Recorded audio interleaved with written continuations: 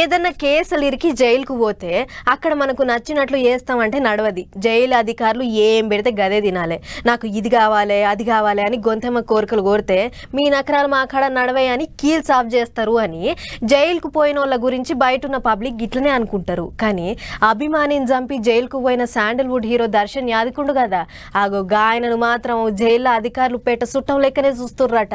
మరి ఎందుకో గట్ల జైల్లోకి పోయిన వాళ్ళు ఏంది నాకు ఈ గోస, ఈడ ఇంకెన్ని దినాలు ఉండాలి, ఎప్పుడు విడుదలైతాం అన్నట్లు ఆలోచన చేస్తుంటారు.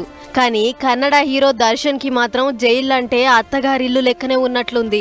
ఎందుకంటే రేణుకాస్వామి అనే అభిమానిని చంపిన కేసులా హీరో దర్శన్ జైల్లో పడ్డాడు కదా, ఆ కేసు ఇప్పటికి ఇంకా నడుస్తూనే ఉంది. ఇక ఇదిట్లుంటే జైల్లో పడ్డ దర్శన్ ను జైలు అధికారులు పెద్ద చుట్టం లెక్కనే చూస్తుర్రట. ఏది తినబుద్ధి అయితే అది తెస్తుర్రట, సిగరెట్ డబ్బాలు కూడా అందిస్తుర్రట. అట్లా బెంగళూరు పరప్పన సెంటర్ జైల్లో ఖైదీగా ఉన్న దర్శన్ కు అన్ని తీర్ల సౌలతులు చేస్తుర్రట. జైలు బ్యారెక్కించి బయటికి వచ్చి దోస్తులతోని ముచ్చట్లు పెట్టుకుంటా కాఫీ ఇంకా సిగరెట్లు తాగిండట. గీ ముచ్చటంతా ఓ రౌడీ షీటర్ ఫోటో గుంజి అలా ఇంటి ఆమెకు పంపిండట. అట్లా జైల్లో రాచమర్యాదలు పొందుతున్న దర్శన్ భాగవతం బయటపడ్డది. బయట కూర్చొని బాత్కాని కొడుతున్నప్పుడు పక్క పొంటి ఇంకో గుండెగాడు కూడా ఉన్నాడట. గీ ఫోటోలు అటు ఇటు పోయి పోలీసులకు చేరేసరికి వాళ్ళు నిప్పుల పడ్డ ఉప్పులోలే చిటపటలాడుతుర్రు.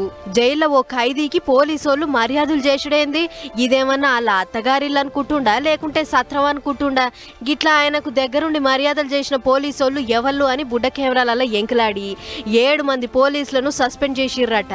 ఇంకో దిక్కు దర్శన్ చేత మా కొడుకు చచ్చిపోయిండు, అసొంటోనికి గట్టి శిక్ష చేసేది పోయి మంచిగా రాజభోగాల నడుమ కుదమట్టంగా మేపుతుర్రు. ఇదెక్కడి న్యాయం? ఇక నా కొడుకును చంపినోడికి శిక్ష పడుతుందనే గ్యారంటీ లేదు.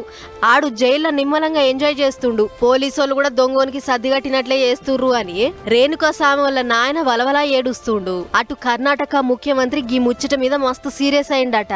ఖైదీని ఖైదీ లెక్కనే చూడాలి, అళ్ళ పోలీసోళ్లకు ఎవ్వరు చుట్టం కాదు, ఖైదీలతోనే అత్కం పత్కం తిరగొద్దు, ఇంకోసారి పోలీసోళ్ళ ఇజ్జత్ పోయే పనులు ఎవ్వరు చేసినా కూడా మంచిగుండదన్నట్లు చెప్పిండట.